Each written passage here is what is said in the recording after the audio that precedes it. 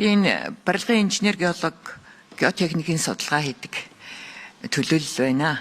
Тэгээд энэ туулын бид нар бол бүтээн байгуулалт хийдэг учраас хурдны зам бүхэл бүтээн байгуулалтыг дэмжиж ажилладаг.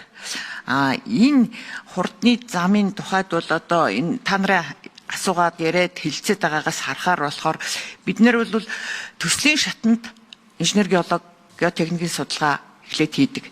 Төслийн шатанд хийгдсэний дараа ажлын зургийн шат хийгдээд бүтээн байгуулалт хийдгээ.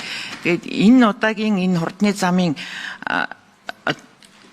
надад бол мэдээлэл байхгүй. Гэхдээ энэ хуралдаж байгаа одоо даваа талаа даргын хариулж байгаагаас харахад ажлын зургийн шатны инженер геолог энэ судалгаа хийгдээгүй юм байна.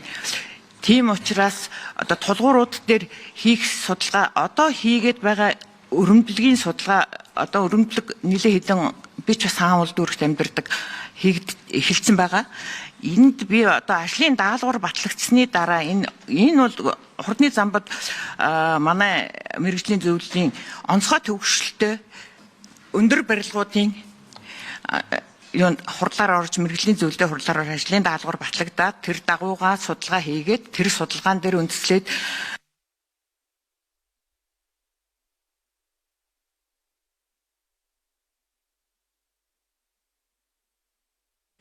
За 1 минут тодруулахын минут үгүй.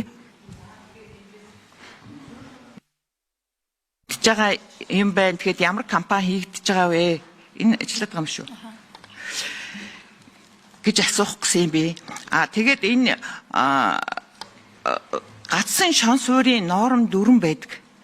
Энэ дагуу судалгаагаа хийгээгүй ингээд нэг 20-30 метрийн гүнтэй өрөмдөөд сэвсгэр хурцсан хэмжээнд судалгаа хийсний дараа бол дахиад одоо тулгуурын доорх судалгаа бол доошоо одоо анцавшилтай элсэн чулуунд бол нэг 10 метр суулгаж иж тогтворжилт хангах байхаа гэж бодож байна. Ер нь бол гацсан шон суурийн тулгууруудын доорх судалгаа тийм хэмжээнд хийгддэг.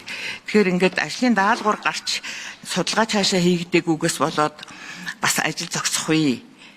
Ийм судалгаагаар ийм одоо юмнаас болоод нөгөө барилгын төсөв төртөгчин байнга нэмэгдэж идэг.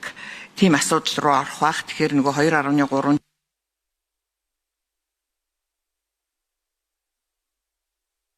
Үүн дээр бас нэмээд тодруулахад одоо жишээлийн сайн цаг дууссан байна. Цаг дууссан байна. Тэгэхээр энэ суурь судалгаанууд одоо энэ өрөмдлөг хийж байгаа гэж яаж ч тийм үү?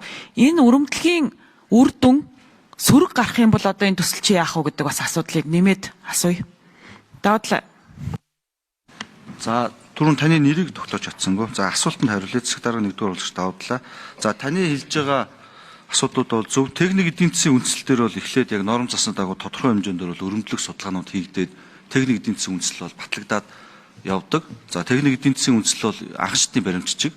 За үүний дагуу одоо үе шатны зургууд явдаг. Зөв товчлоод хэлэх юм бол наривчсан ажлын зураг буюу detail engineering design гэдэг. За наривчсан ажлын зураг дээр 47 байрал дээр бургасгүй хэсгээр бол өрөмдлөгийг бол хийцэн байгаа. Одоо бургастай хэсэг рүү соёл тех гэдэг компани бол өрөмдлөгийг хийх гээд барилгын норм дүрм стандарт заасныхаа дагуу бол явж байгаа гэж хэлгээр байна. За юун дээр судалгаагаар гарч ирсэн хариултуудыг мэргэжлийн байгууллагууд нь дүгнэлтээ гаргаад ийм хөрс ийм устай байна гэж бол гаргадаг. Үүнээс одоо дүгнэлтээ гаргаж өгдөг. Дүгнэлтийг үндэслээд одоо зургийн инженерүүд цаашаа цоцоллуудаа хийдэг. Энэ цогшигтны магадлалын байгууллагуудаар орж ингэж эцсийн байдлаар дүгнэгддэг байна. За баярлалаа.